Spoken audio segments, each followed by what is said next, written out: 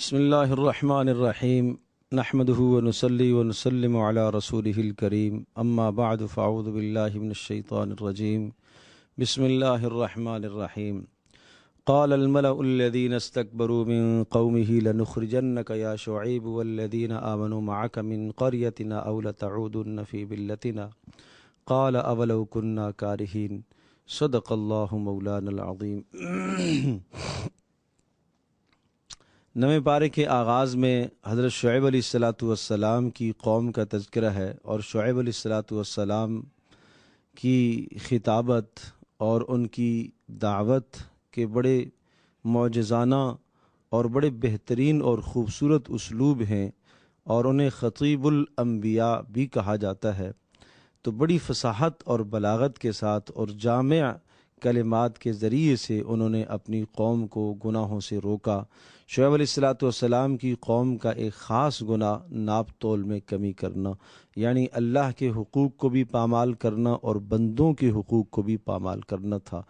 بہرحال جب قوم نے نہ مانا تو اللہ پاک کی طرف سے عذاب کا فیصلہ ہوا، اس عذاب کا تذکرہ ہے، اور پھر اللہ پاک نے یہاں عذاب کا ایک قانون ذکر فرمایا، وَمَا أَرْسَلْنَا فِي قَرْيَةٍ مِّن نَبِيٍّ إِلَّا أَخَذْنَا أَهْلَهَا بِالْبَأْسَاءِ وَالضَّرَّاءِ لَعَلَّهُمْ يَضَّرَّعُونَ، کہ ہمارا اصول اور ضابطہ گزشتہ امتوں کے اندر یہ رہا کہ ہم جب رسولوں کو بھیجتے تھے تو رسولوں کی جب لوگ نافرمانیاں کرتے تھے تو ہم نے ان نافرمانوں کو روکنے کے لیے، نافرمانیوں سے روکنے کے لیے کئی اسباب اختیار کیے، رسولوں کو بھیجا، وعظ و نصیحت کے سلسلے قائم کیے۔ جب انہوں نے نہ سمجھا تو اب کیا ہوا؟ اب اللہ پاک نے مصائب اور آلام اور پریشانیوں میں ان کو مبتلا کیا۔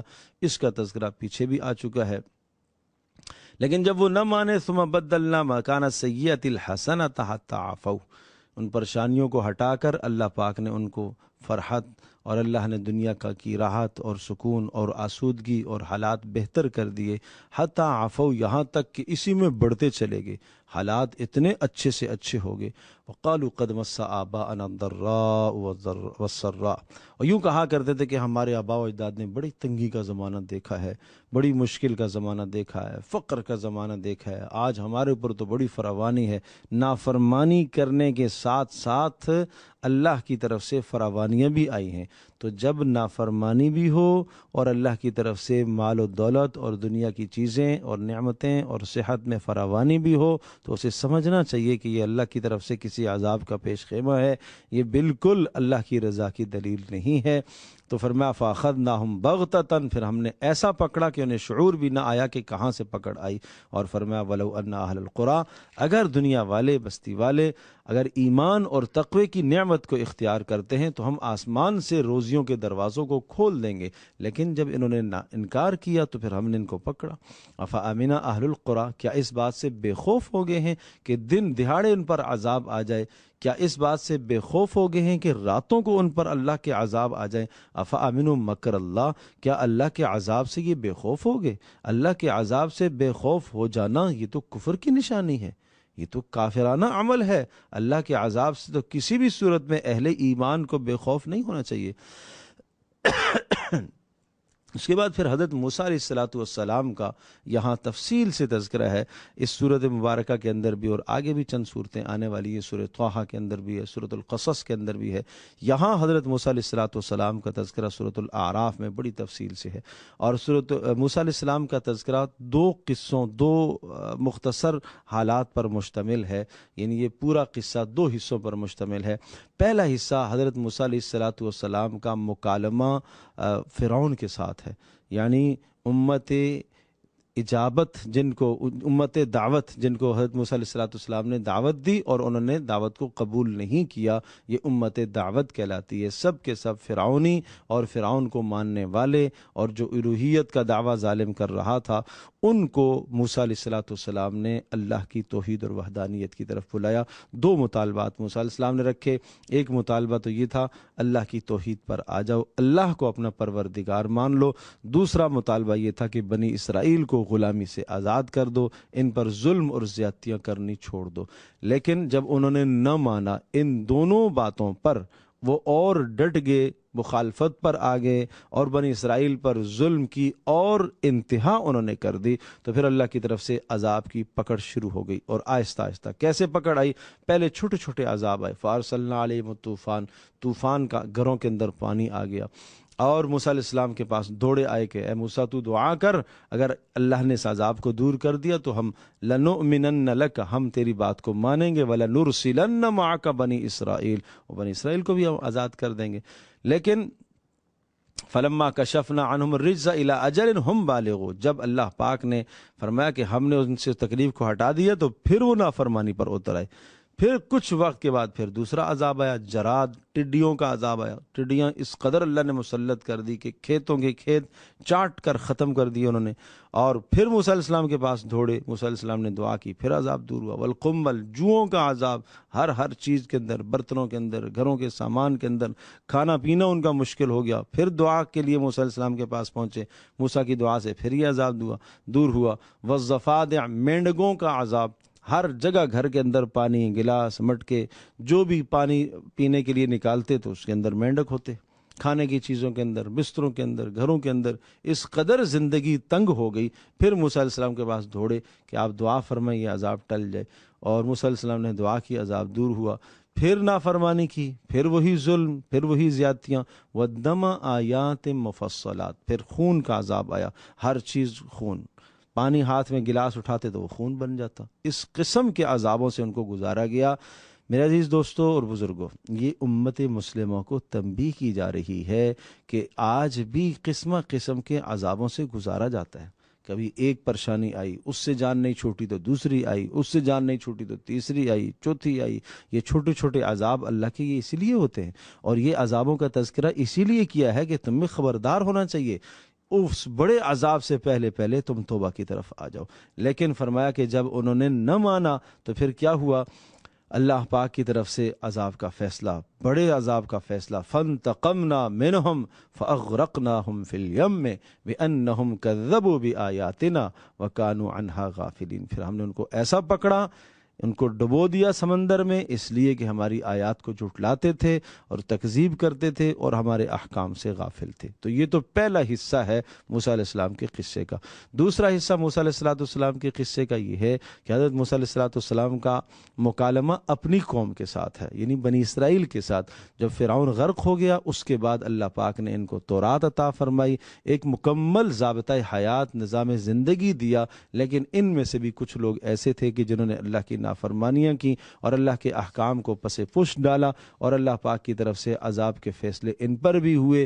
اور پھر جب وہ دین کے اندر حد سے تجاوز کرنے لگے تو پھر اللہ پاک نے فلما نسوا ما ذکروا به انجینا الذین ینہون عن السوء، جنہوں نے گناہوں سے دوسروں کو روکا ان کو تو بچا لیا، وَأَخَذْنَا الَّذِينَ ظَلَمُوا بِعَذَابٍ بَئِيسٍ بِمَا كَانُوا يَفْسُقُونَ، باقیوں کو عذاب میں پکڑا۔ کیا عذاب آیا؟ فَلَمَّا عَتَوْا عَمَّا نُهُوا عَنْهُ قُلْنَا لَهُمْ كُونُوا قِرَدَةً خَاسِئِينَ، اللہ نے خنزیر اور بندر بنا دیے، شکلوں کو اللہ پاک نے مسخ کر دیا۔ تو یہ اس امت کو تنبیہ کی جا رہی ہے، یہ قصے، یہ واقعات محض قصے نہیں ہیں، یہ اسی لیے سمجھائے جا رہے ہیں۔ اسی لیے رسول اللہ صلی اللہ علیہ وسلم کا بھی فرمان ہے کہ ایک زمانہ آئے گا کہ امت کے کچھ لوگ گناہوں کے اندر مبتلا ہوں گے، شراب نوشی میں مبتلا ہوں گے، اور جب صبح ہوں گے تو وہ خنزیر اور بندر بن گئے ہوں گے۔ اللہ پاک اس امت کی حفاظت فرمائے۔ تو اس لیے یہ سمجھایا جا رہا ہے، اور یہ قرآن بار بار ہمیں تنبیہ کرتا ہے۔ اس کو کہتے ہیں تذکیر بے ایام اللہ، اللہ کی گزشتہ قوموں کے ساتھ جو حالات آئے ہیں ان حالات کے ذریعے سے تذکیر کرنا۔ پھر عہد الست ذکر فرمایا کہ تمہیں شروع میں روز اول جب تمہیں پیدا کیا گیا تھا اس وقت تمہارے دل کے اندر اللہ نے توحید کا بیج رکھا تھا، تمہیں یاد رکھنا چاہیے۔ پھر اہل علم کے لیے تنبیہ کرنے کے لیے بلعام ابن باعورہ کا قصہ سنایا کہ جو صاحب علم تھا، مستجاب الدعوات تھا، لیکن جب دنیا کی لذتوں نے اس کو گھیرا تو وہ دنیا کی لذتوں میں ایسا منہمک ہوا کہ اس ظالم نے موسیٰ علیہ السلام کے خلاف بد دعا کرنا شروع کی، موسیٰ علیہ السلام کی مخالفت کرنا شروع کی، جس کے نتیجے میں اللہ نے اس کو بھی تباہ اور برباد کیا۔ اور پھر یہ کہ جب ہم نعمت دیتے ہیں تو نعمتوں پر انسانوں کو ناشکری نہیں کرنی چاہیے، اللہ کی کا شکر گزار بننا چاہیے۔ خذ العفو وامر بالعرف۔ اور پھر اس سورہ مبارکہ کے آخر میں، سورہ اعراف کے آخر میں دعوت کے اسلوب ذکر فرمائے کہ جب بھی آپ کسی کو خیر کی طرف بلاؤ تو پہلے معافی کو آپ لازم پکڑو، پھر نیکی کا حکم دو۔ اگر اس صورت کے اندر تمہارے سے کوئی آدمی الجھنا چاہتا ہے تو تمہیں الجھنے کا جواب الجھنے سے نہیں دینا چاہیے، تمہیں محبت سے، پیار سے، محبت سے ان جاہلوں سے اعراض کر لینا چاہیے۔ اور اگر شیطان تمہارے دل میں کوئی وسوسہ ڈالے تو تمہیں اعوذ باللہ من الشیطان الرجیم پڑھنا چاہیے۔ اور پھر قرآن مجید کے آداب پر جا کر اس صورت کا اختتام ہوتا ہے۔ سورۃ الانفال مدنی صورت ہے۔ یہ سورۃ الانفال اور سورۃ التوبہ دو مدنی صورتیں، اور یہ بڑی اہم صورتیں ہیں۔ اور ان دونوں صورتوں کے اندر یہ آپ یوں سمجھیے کہ گزشتہ اقوام پر جو عذابات آتے رہے وہ عذابات تو اس طرح سے آتے تھے کہ آسمان سے عذاب کی صورت برستی تھی، ایک دم سے کوئی ایسا عذاب آ جاتا کہ اس عذاب میں سب کے سب تباہ و برباد ہو جاتے۔ لیکن اللہ پاک نے اس امت کے لیے جو عذاب کے راستے مقرر فرمائے وہ یہ نہیں تھے جو گزشتہ امتوں کے اندر تھے۔ یہاں یہ تھا کہ رسول اللہ صلی اللہ تعالی علیہ وسلم نے ایک وقت تک سمجھایا، آپ علیہ السلام نے 13 سال مکی دور کے اندر مشرکین عرب کو اللہ کی وحدانیت اور توحید کی طرف بلاتے رہے۔ پھر مدینہ طیبہ آپ علیہ السلام تشریف لے گئے، اور جب حجت پوری ہو گئی، ابلاغ کی حجت، بتانے کی حجت، تبلیغ کی حجت پوری ہو گئی، اور ادھر سے مخالفت کی بھی انتہا ہو گئی، تو اللہ کا عذاب آیا۔ اور وہ عذاب کس صورت میں آیا، کس شکل میں آیا؟ اللہ تبارک تعالیٰ نے ان اہل ایمان مسلمانوں کو، نہتوں کو ان کافروں پر مسلط کیا، اور ان مسلمانوں کے ہاتھوں سے ان کافروں کو تباہ اور برباد کیا، جیسا کہ بدر میں ہوا۔ تو سورۃ الانفال بدر کے ان حالات کو سناتی ہے، اور شروع میں ایمان والوں کی 5 صفات ہیں کہ ان 5 صفات پر اللہ کی مدد آتی ہے۔ نمبر 1، اذا ذکر اللہ وجلت قلوبہم، اللہ کا نام آئے تو دل نرم پڑ جانا چاہیے۔ نمبر 2، اللہ کی آیات کی تلاوت ہو تو ایمان میں اضافہ ہونا چاہیے۔ اور نمبر 3، وعلی ربہم یتوکلون، بھروسہ صرف اللہ پر ہونا چاہیے۔ اور نمبر 4، نماز کا قائم کرنا۔ اور نمبر 5، جو اللہ نے دیا اس میں سے خرچ کرنا، صلاحیت، مال، جان، عزت، جو کچھ اللہ نے دیا اس سب کو اللہ کے حکم پر لگانا۔ یہ 5 خوبیوں کے بارے میں کہا، اولئک ھم المؤمنون حقا، یہ ہیں پکے سچے صاحب ایمان۔ کمال ایمان کی یہ 5 نشانیاں ہیں۔ اور پھر عرض کیا کہ جنگ بدر میں اللہ تبارک تعالیٰ نے غزوہ بدر میں اہل ایمان کی نہتوں کی جو مدد فرمائی ہے، اس مدد کے اسباب اور مدد کے طریقوں کو اللہ نے ذکر فرمایا۔